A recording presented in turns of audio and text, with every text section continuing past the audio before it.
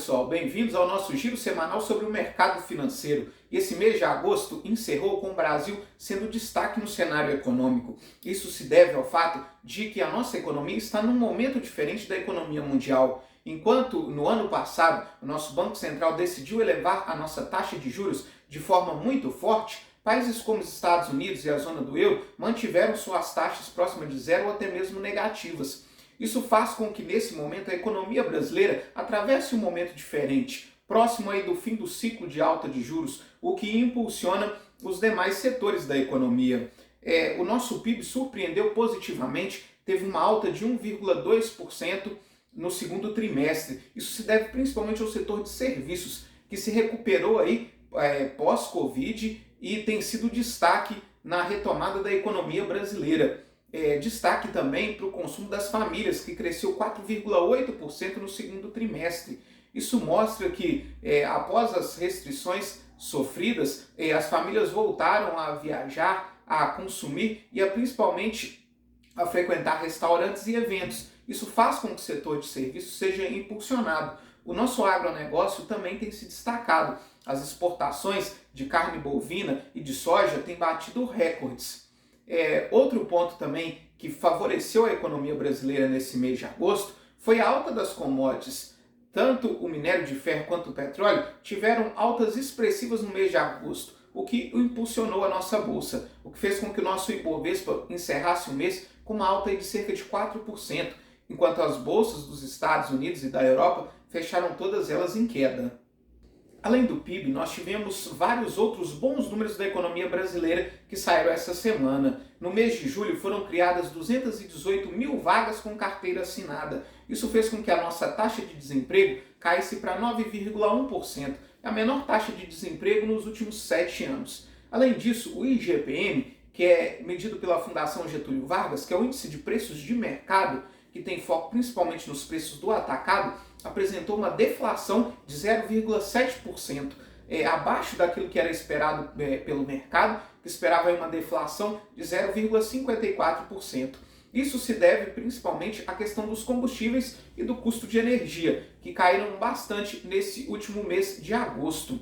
Aliás, falando em queda de combustíveis, a Petrobras anunciou várias reduções essa semana. Anunciou uma redução de mais de 15% no querosene de aviação, uma nova redução na gasolina de 7%, que deve fazer aí com que o preço caia cerca de 25 centavos no preço das refinarias e teve inclusive queda até no preço da venda do asfalto. Nós tivemos ainda uma queda nominal na dívida pública de 0,7%.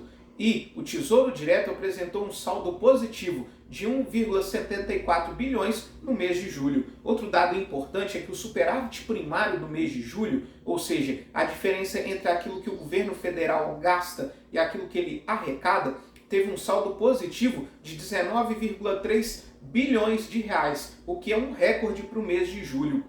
Ou seja, é o que sobra no caixa do governo federal antes do pagamento dos juros da dívida pública.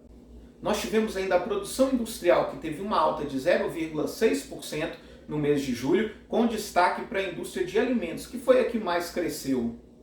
E o valor do salário mínimo previsto no orçamento do ano que vem é de R$ 1.302. Porém, o cenário externo ele não é nada animador. Começando falando da China, que enfrenta 3 graves problemas. O primeiro deles é a crise imobiliária, que o país vem atravessando aí desde o início do ano. O segundo é a política de Covid-0, que vem provocando diversos lockdowns no país asiático. Aliás, essa semana, cerca de 21 milhões de pessoas estão novamente confinadas, o que tem travado demais a economia por lá. E, além disso, o país asiático enfrenta uma forte crise de energia, causada por uma onda de calor e uma onda de seca. Isso tem aumentado os custos de energia e provocado apagões na China. Com essa perspectiva de um crescimento menor na China, as commodities recuaram bastante essa semana. O minério de ferro caiu 9,68% essa semana e encerra com a tonelada cotada aos $98. Enquanto isso, o petróleo caiu 5,13% e o barril Brent, referência para a Petrobras, encerra cotado aos $93,44. Falando agora dos Estados Unidos, o payroll, que é o índice de emprego do cidadão urbano, veio com uma criação de 315 mil vagas, um pouco acima daquilo que era esperado pelo mercado. Eu esperava aí uma criação de cerca de 300 mil vagas, mas o que assustou foi a taxa de desemprego, que subiu de 3,5% para 3,7%. Esses indicadores econômicos piores, aliados às falas dos dirigentes do Banco Central dos Estados Unidos de que, de fato, o FED precisa ser mais duro em relação ao controle da inflação, fez com que as bolsas por lá fechassem em forte queda essa semana. O S&P 500 encerra com uma queda de 2,72%, o Dow Jones encerra com uma queda de 2,33% e a Nasdaq encerra com uma queda de 3,72%. Falando agora da Europa, que enfrenta uma forte crise energética devido ao aumento dos custos do preço do gás natural, lembrando que a matriz energética da Europa, cerca de 70% é formada de usinas térmicas movidas a gás natural e devido aí ao conflito entre Ucrânia e Rússia. Essa semana o G7 propôs aí limitar o valor do petróleo russo, impor um teto à venda do petróleo russo. Isso fez com que a Rússia respondesse anunciando uma pausa de 3 dias no fornecimento de gás para a Europa, alegando que precisava dar manutenção no gasoduto. Mas a Gazprom, que é a estatal russa que fornece o gás, já avisou que não vai conseguir retomar o fornecimento de gás que estava marcado para hoje.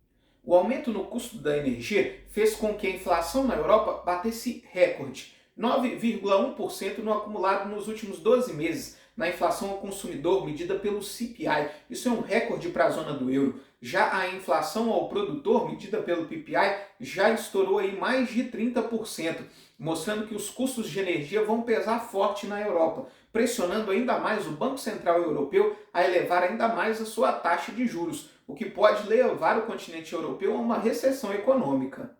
Isso fez com que o Stoxx 600, que reúne aí as 600 maiores empresas da zona do euro, fechasse com uma queda essa semana de 1,41%. Falando agora do nosso Ibovespa, ele encerra essa semana com uma queda de 1,27%, apesar de ter caído aí menos do que as bolsas internacionais, mas mesmo assim foi contaminado por esse mau humor e principalmente pela queda no preço das commodities. Por outro lado, o dólar seguiu a semana pressionado, encerra com uma alta de 2,13%, cotado aos R$ 5,17.